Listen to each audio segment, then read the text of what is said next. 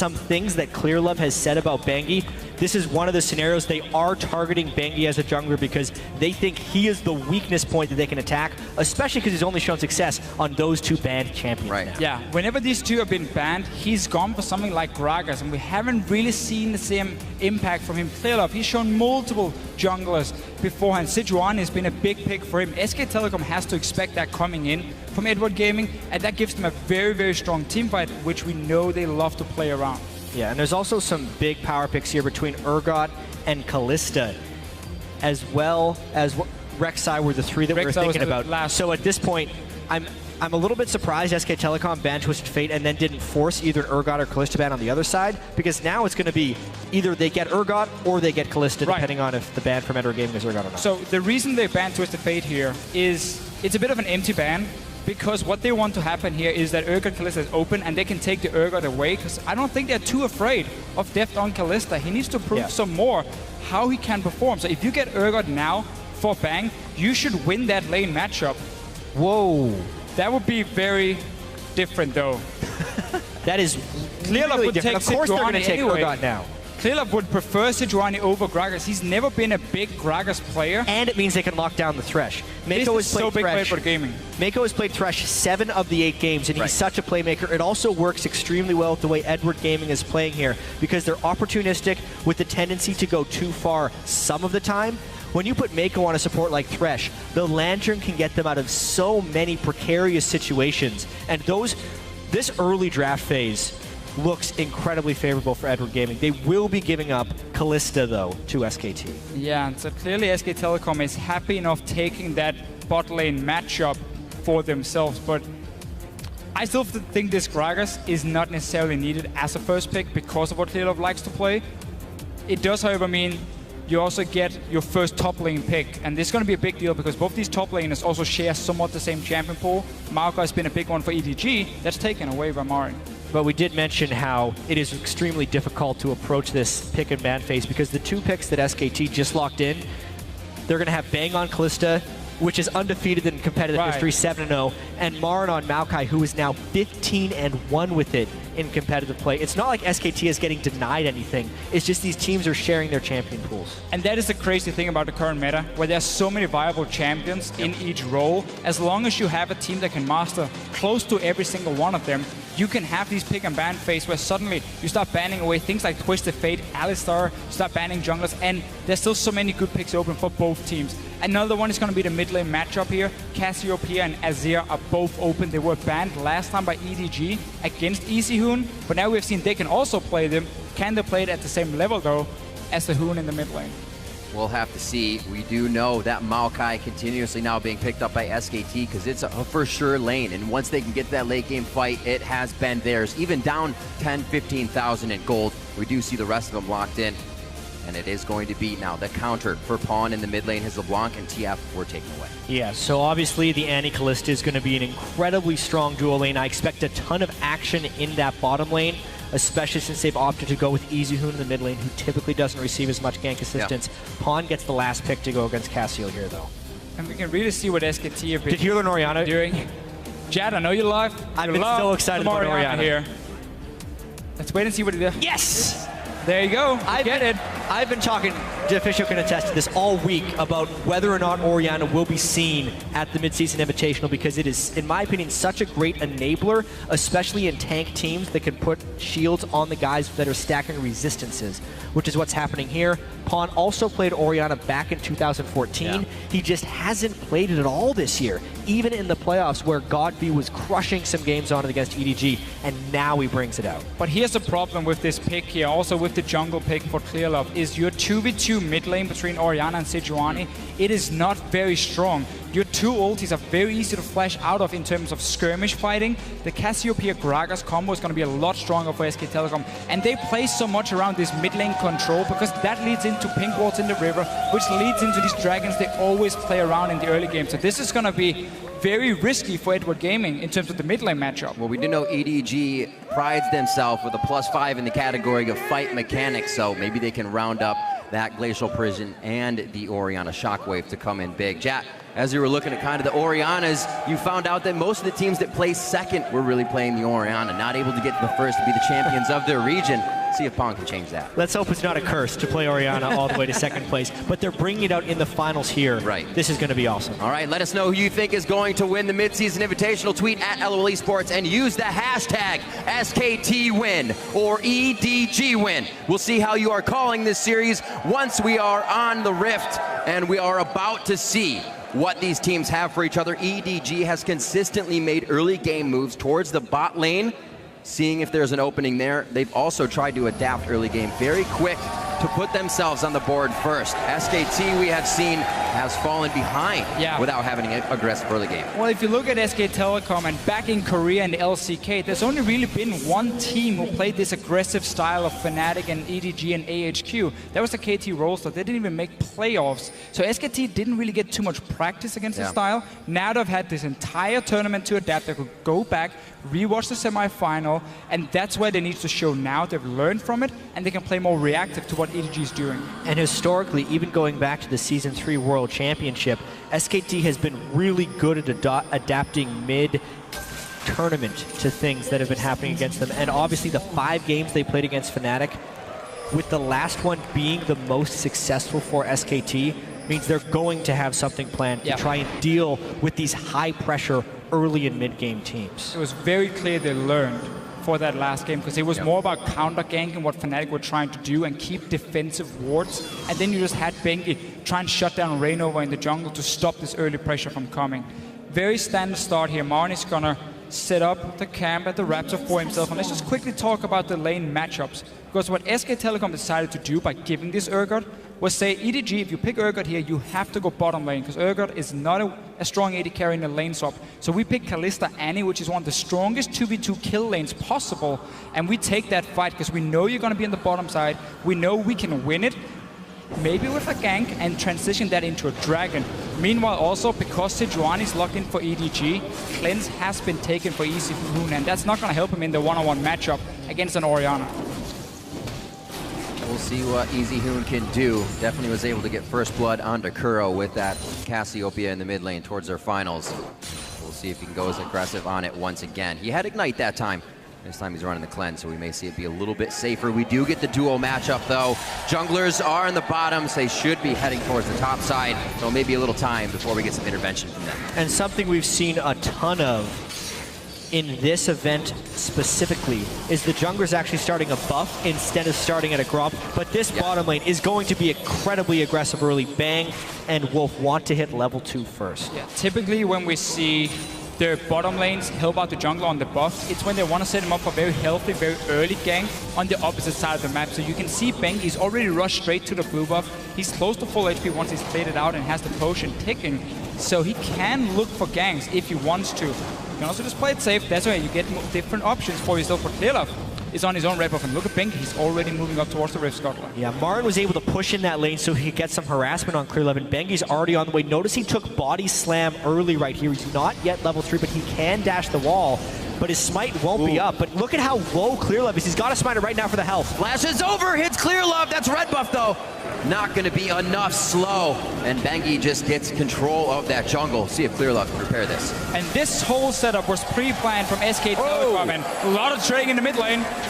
That's low mana for Easy Hill, and those auto attacks are stacking up with a clockwork wind up. Pawn shields, just a few more, and it will not be enough. He would have needed 2 more autos. There's the Gragas. Oh, Bengi is on call right now for Easy Hoon. It's going to be up to him if he can get that red buff after the body slam. 1 more shield in for Pawn. Still has vision from the Ghost, but I think Pawn is going to be able to do it. No! He makes it through the dissonance. Then he flashes. Why wouldn't he flash the body slam? Pawn was far too conservative with his summoner spells during that gank attempt. Bengi was coming in with no flash. Instead of flashing the initial barrel, he tried to cleanse the slow, but obviously Bengi could get his cooldowns back and land his fat body slam. Pawn obviously couldn't dodge that. If he flashes with the first summoner spell, he saves cleanse and he stays alive. Really, that body slam was the one he had to just dodge away from. The damage he took from it, the slow and everything means he goes down. But again, this whole setup from SK Telecom was started by them leashing the red buff for Bengi so he could rush from the red buff to blue buff, and then have Marin walk down toward the red buff of EDG, because even if Marin had been caught out, Bengi would have been nearby to help him. So it's a fairly safe play in that case for him to pull off and look for that invade. Just great scouting also on the jungle pathing of Clearlove, doing blue buff to the walls and then moving over.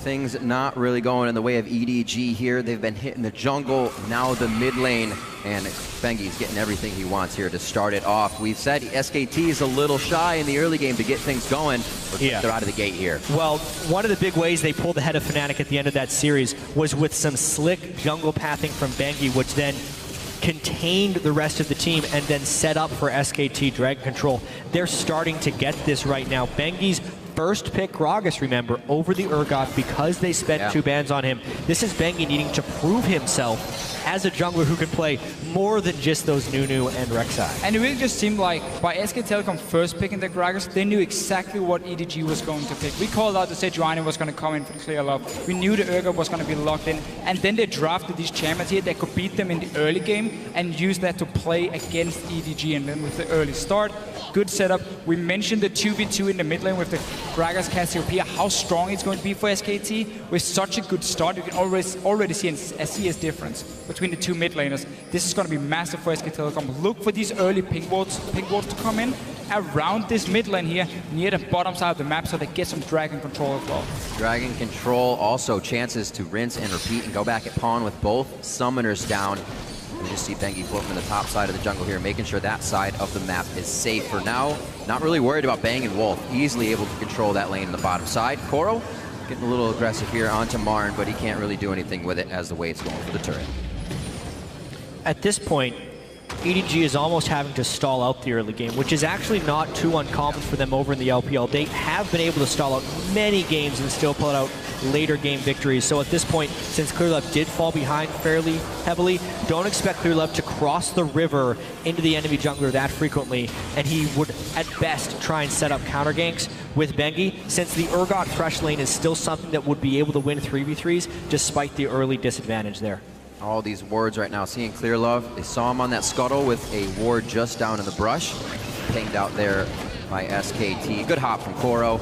Just a little aggression here from the top lane. Really making sure that SKT is getting easy lanes everywhere. Interesting that Koro's sticking around so long. I don't think he'll be able to take anything. That's worth. EDG body slam for Flash. EDG is so greedy in this game. It was a thing they did against AHQ as well, where they were like over-chased for certain kills and ended up dying for it, and really were just so eager to make some plays, it seems, or maybe even save summoner spells we saw before in the mid lane, and now Koro staying around top. It's definitely a Koro tendency. We saw the Hack Room dives going a little deep. He loves his CS in that top lane. Hopefully it pays off in the end. He only actually fell behind about 4 CS there for his flash, so he's still pretty safe in the top lane. Paying off for him so far. EZHoon in the face of Pawn right now, and he's forced to use his full mana bar just to keep farming out. Should get a lot of help here from the blue transfer.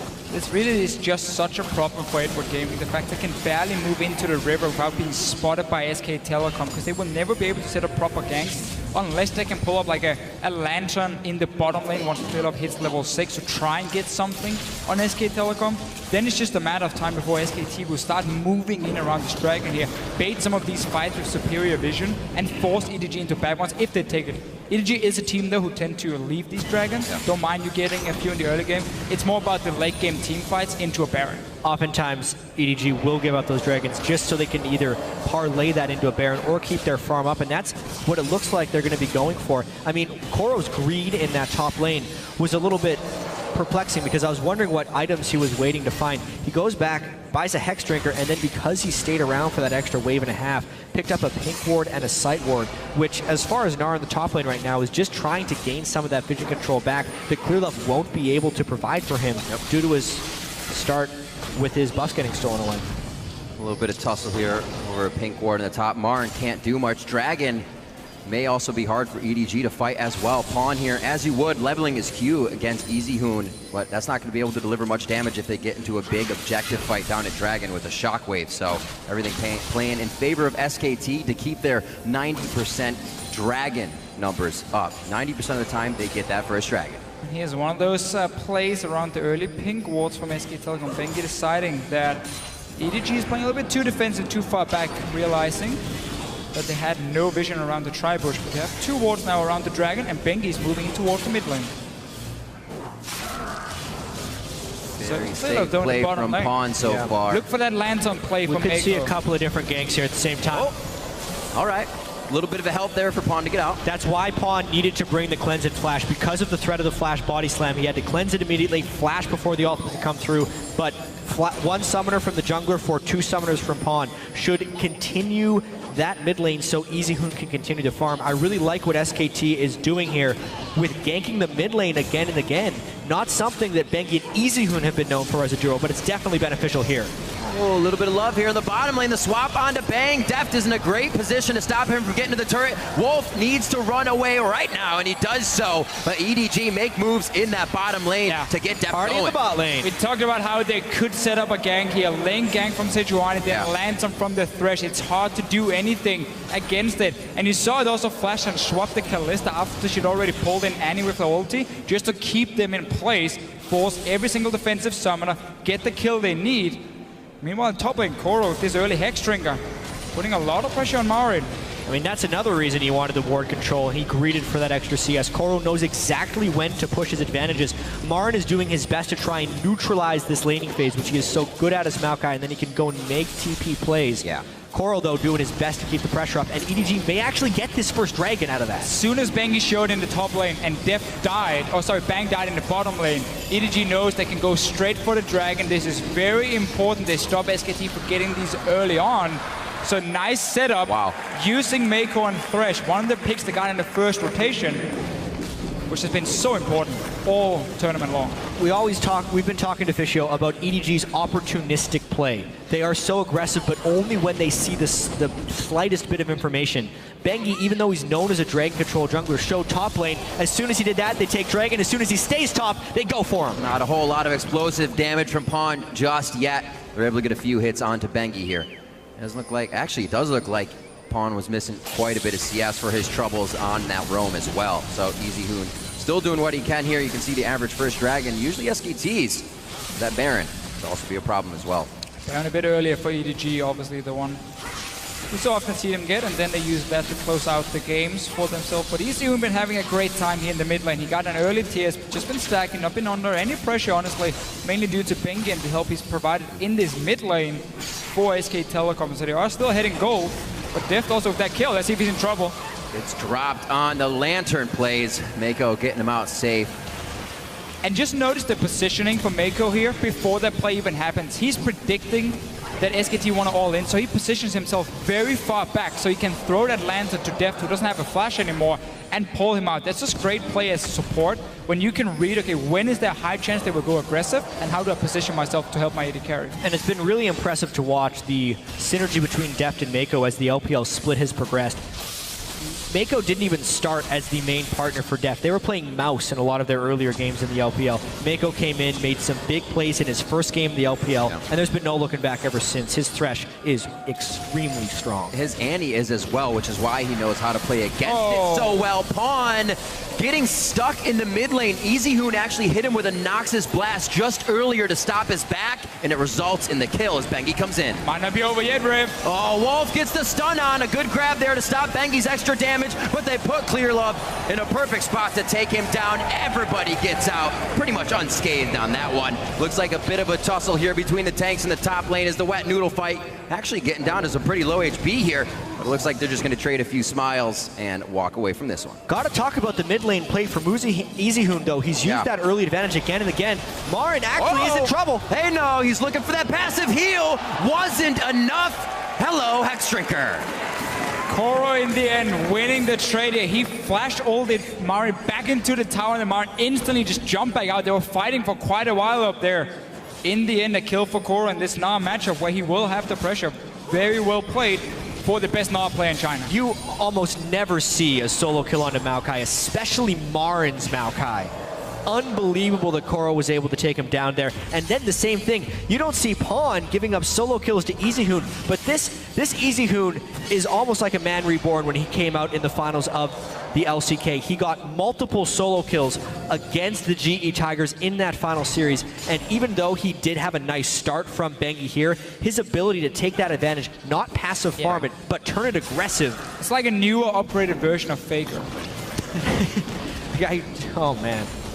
You're going to get a lot of hate from that. See what EasyHoon can do. I love how these guys are still going aggressive in the mid lane, though, with these passive summoner spells. EasyHoon looks to make a little bit more trouble for Clear Love here as he heads towards the red. Actually, they're just going to go for this pink that was placed some time ago. EasyHoon keeping that in mind. And it's just so fun to see how both teams are reacting to each other.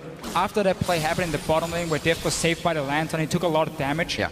SKT knew, okay, now we can play aggressive in another lane because we can roam before they can on the bottom side. That's why they went for the dive, got the kill safely.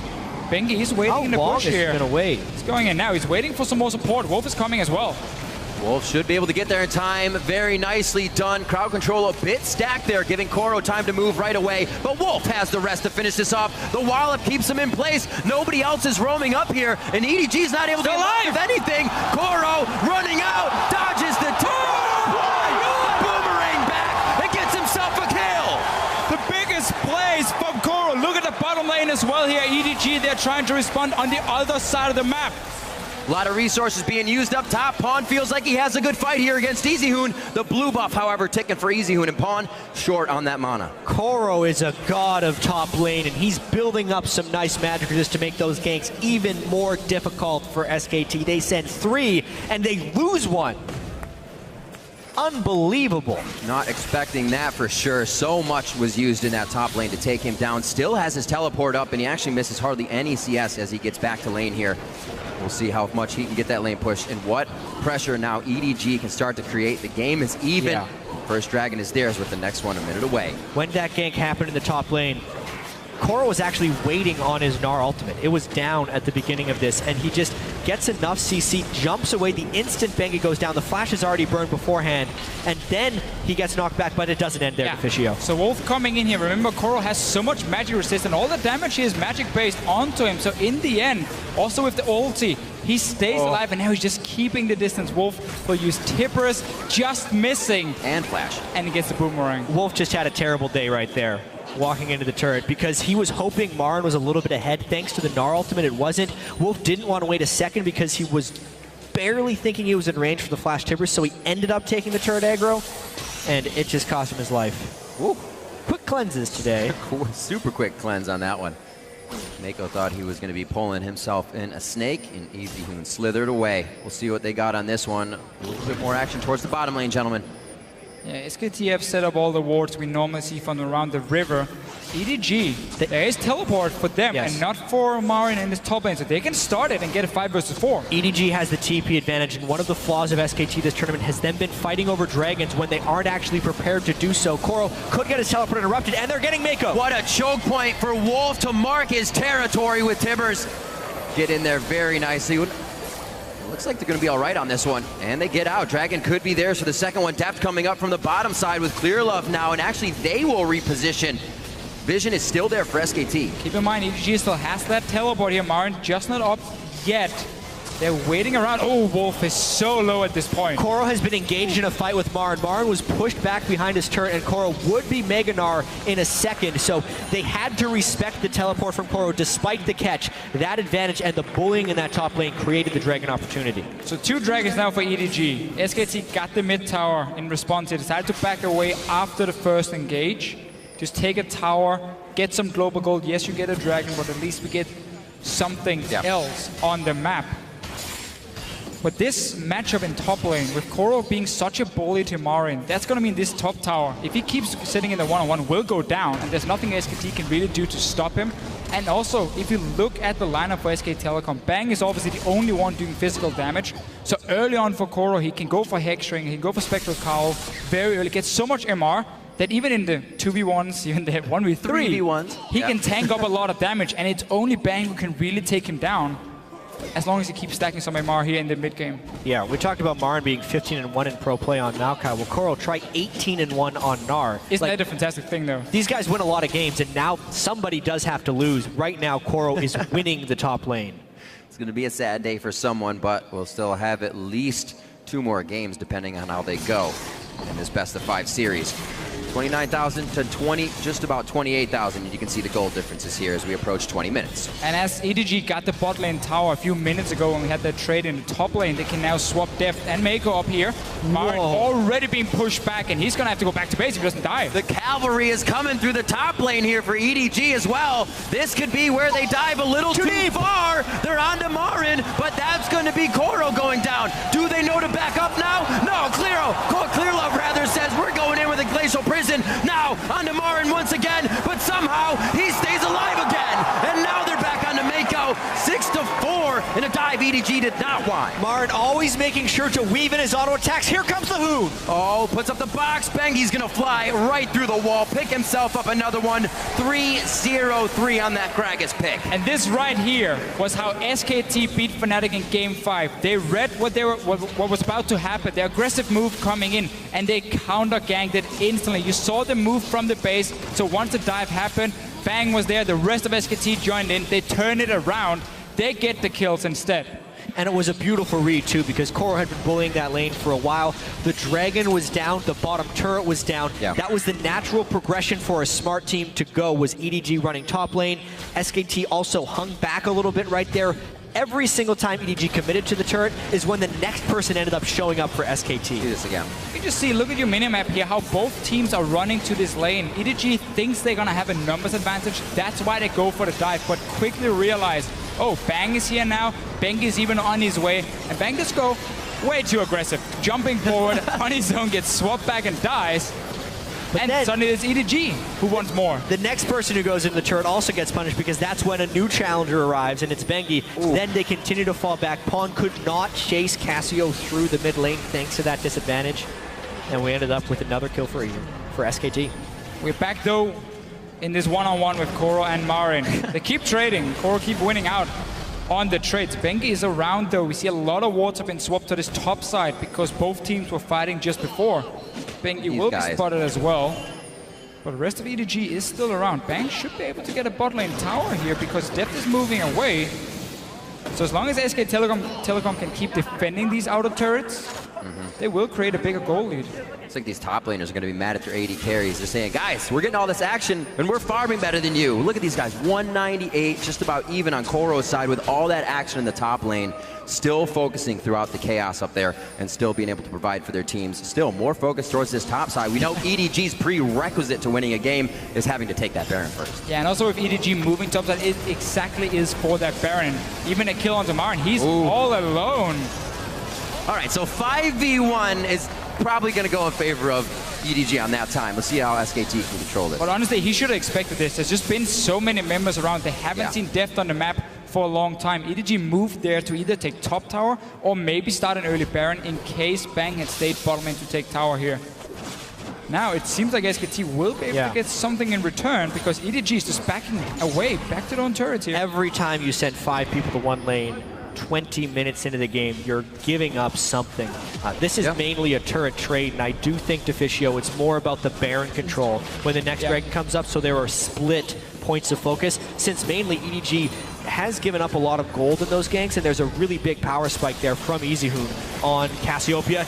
That's a good initiation. Oh, looking at Mako. Wolf still on the front line with his Tibbers, making sure Tibbers is taking those skill shots as they try to get around EDG. They exit towards the top side of the map where Koro will already be taking down that top turret. So no real pressure here for SKT to get back in and fight. They're going to pressure mid. But all SKT wanted to do was push EDG away from the mid lane and down into the river so they could start pushing up the lanes further, have at least some threat on the tier 2 tower in the mid lane.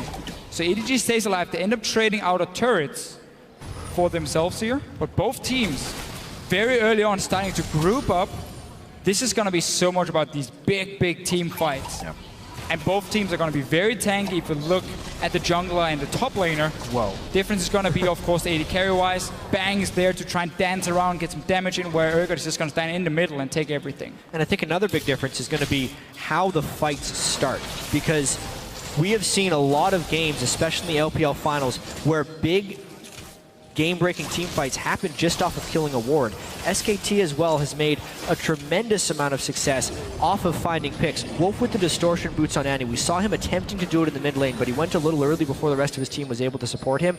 Would be one of the big catalysts. So many people capable of making big-time picks on that SKT team. Yeah, even for both teams, honestly. Sejuani on the side of EDG, flash ulti from Deft can start fights. Mago's been landing hooks left and right. We should see Righteous Glory being completed soon for Marin as well, so he adds some more mobility. He likes to delay, to sit on the catalyst and get some tanky stats first, because he also has other ways of engaging through his support in this situation here. Well, SKT has definitely still been able to find the advantage in this game, keeping EDG to a very uncommon less than a kill a minute here. He has very flash. tempered in their play. Wolf stopping out Koro. Bengi right into the middle of that one. Flashes himself out. Koro tries to get in. A nice ulti coming out of that, and it looks like they're going to try to keep it going. Pawn goes down. There's no focus from the AP carry in the mid now, and they are going to start wearing down on the tanks. Clear Love falls. Mako has already gone down. Koro is not long for this world, and Deft is forced to run for the fountain. And that was a very, very tricky team fight for EDG to take. If you look at SK Telecom and their carries here, both of them have completed at least 2 items, and that's where they spike very hard in terms of damage. We can say 1.5 them for the Kalista. Didn't really complete static shift yet. They didn't die in the engage. They didn't get locked down because of cleanse, so they got to back away and simply start landing down so much damage. Not just cleanse, the QSS as well on Bang. It doesn't matter how hard Koro wants to force that if they're going to cleanse back, and then Bang and EasyHoon could just rain chaos from the back, do tons of damage to the rest of EDG. And yeah, let's take a look at this again. Koro wants to force that Mega Gnar so badly, and he gets a pretty good Gnar to the wall, but the cleanse just takes him away. Yeah, cleanse instantly for them. Bang with the QSS, and now you can just see how EasyHoon and Bang are sitting down here. Nobody can touch them because Mega Gnar has been used from Koro, and they have so good sustained DPS, especially from that Cassiopeia. EasyHoon, once again, in terms of the team fights, really showing up. Had a good laning, it's fair to say, too. None of this damage from EDG impactful enough to turn SKT away from these fights. They're hitting ultimates on 3 people, and SKT is just still knocking at the door relentlessly. Looks like they're going to head back here, easily take Dragon for themselves. And I feel like we have seen in this game why Orianna as a pick has not been that great lately. We didn't see much pressure in the lane because you can't really. You have to sit back and farm very passive. Well, so SKT controlled that one, thanks to some ganks from Bengi, fair to say as well. And then in these team fights, so much of the current meta is about the mid-game fights near dragons. Orianna, in order for her to become really a big carry, needs to sit on 3 items. And that's where we get the Void Staff in as the 3rd item. We only completed 2 now. At this point, 27 minutes in. Didn't even have the death cap for that fight at the Dragon. Now Koro, top lane was cool beforehand, but he is way outnumbered. Able to shovel a few backwards, but they already have their assist tag on him. It's not going to be that much of a problem. Actually, I think they're going to give this one over to EasyHoon. Very well chosen there. 3-0-5. He looks to finish his Rabadons quite soon with that kill. Bengi towards the mid lane to make sure there is no pressure that EDG can create here. And right now, SKT being able to take full control of the map. We're not even seeing the wards that EDG regularly places in their enemy's jungle. They haven't even really been on the side of SKT this game. Very early on in the game, EDG lost a lot of the control in the river. Had to play fairly passive. And most of what they've done is basically come around Koro in this top lane on this Gnar. He's been a hero on his own, but it's just not enough. Especially now when they lose that big team fight at Dragon. That's a really big turning point for SK Telecom. They were already ahead, but that's what they needed to get the Baron as well.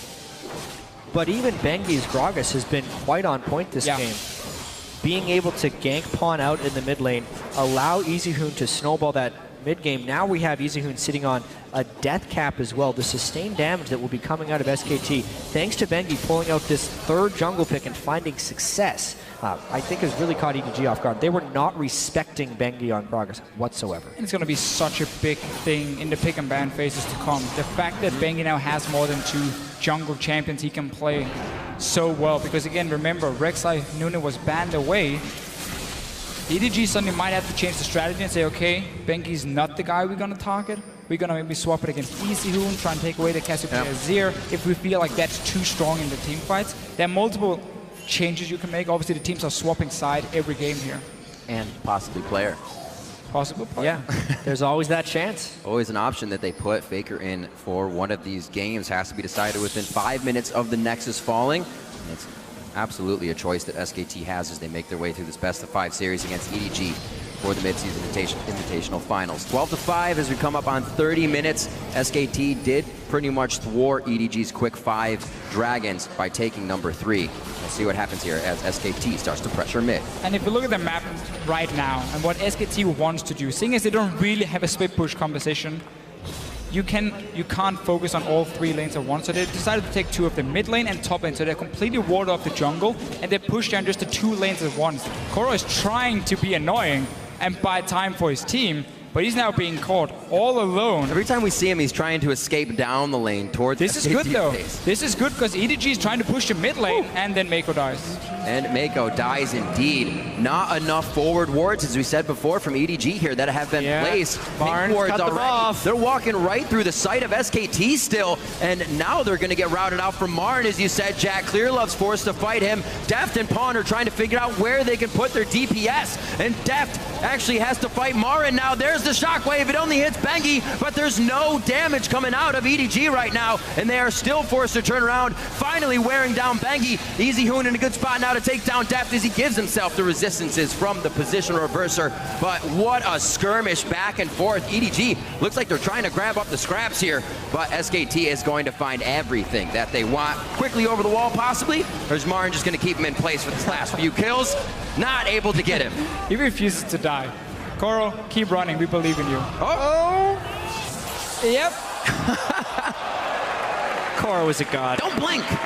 SKT, though, have done a great job of itemizing this game as well. That's one of the big things that I think took the wind out of EDG's sails early on here.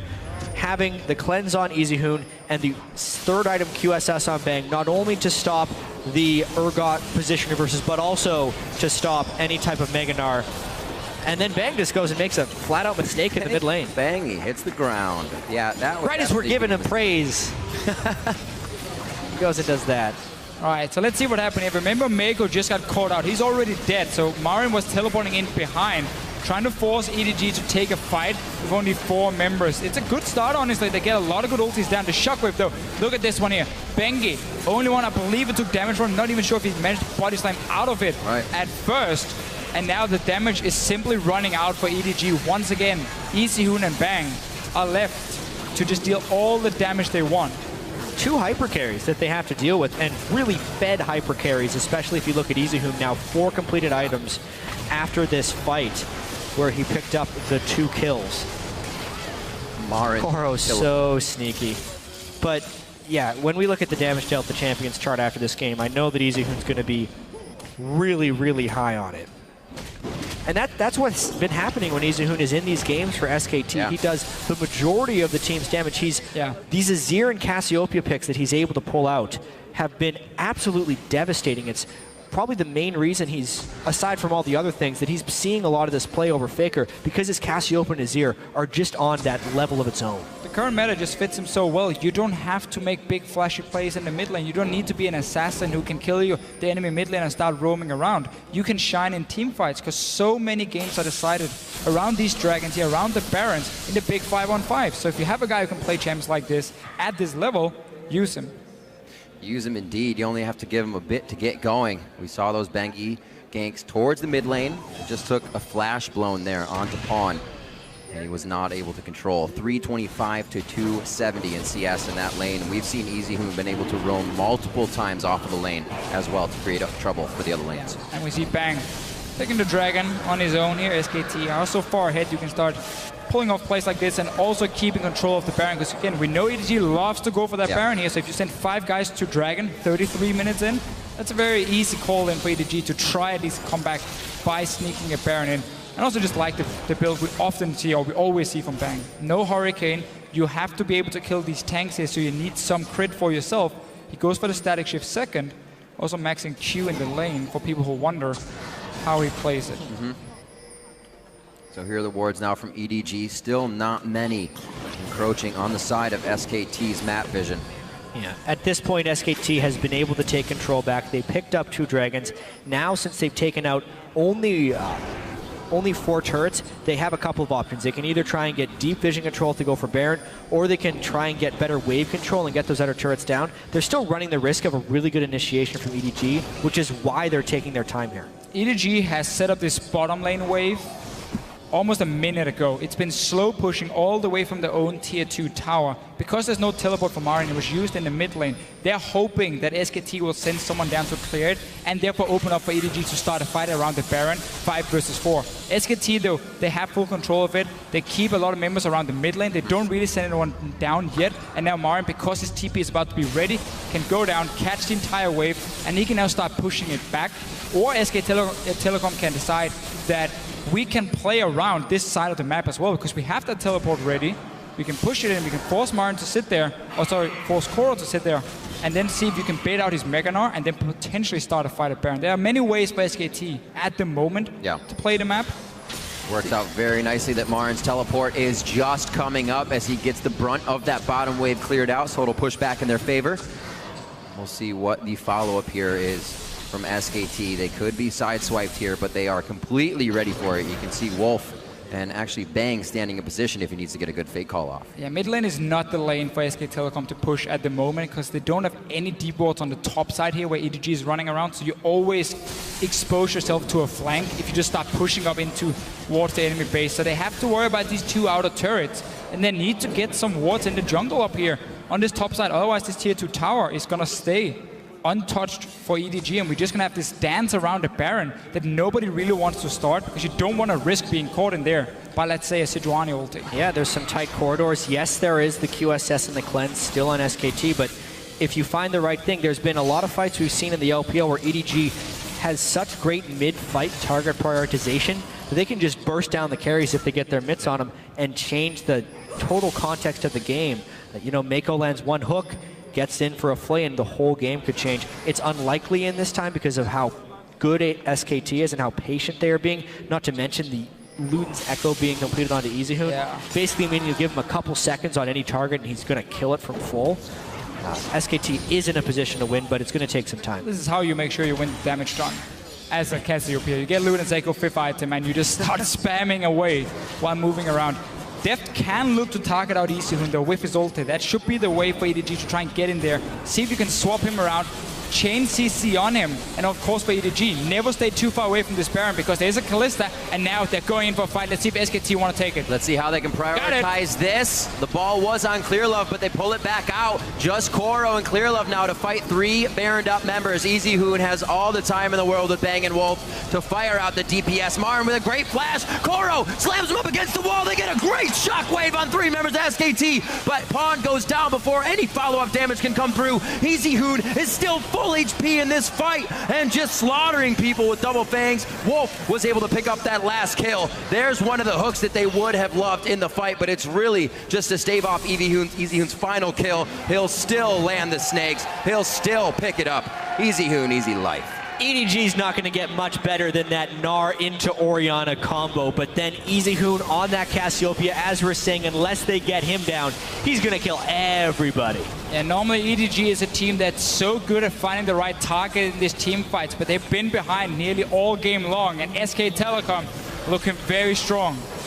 Looking at 38 minutes and already on the Nexus turrets. Mako and Clearlove, pretty big guys, but I don't know if they're big enough or if SKT even cares that they're standing toe-to-toe with them right now. They are going to finish off the Nexus turrets, and it looks like they're going for a few more kills on the stats, along with the Nexus. Game 1 of the finals goes to SKT over EDG.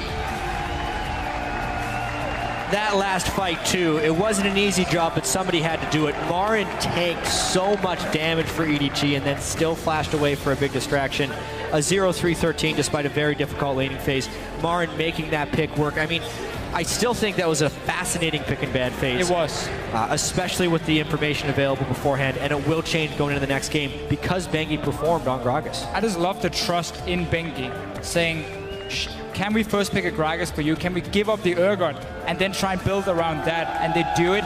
It pays off. He had such a good early start to this game.